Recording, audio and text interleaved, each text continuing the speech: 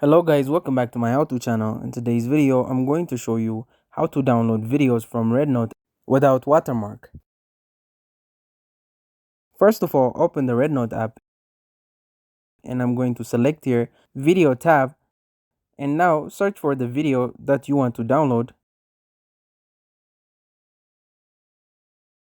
Now just tap on Share, and here you have to tap on Copy Link.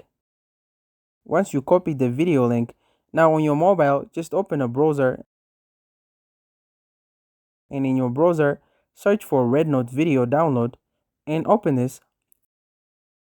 And in this box, paste your RedNote video link that you just copied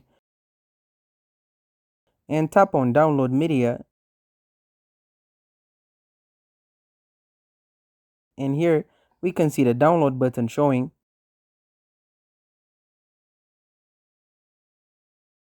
Now just tap on Download and the specific video will be downloaded in your device. Here we can see the video successfully downloaded, and that's it. Thank you guys for watching this video. If this video was helpful, don't forget to like and subscribe to my how-to channel.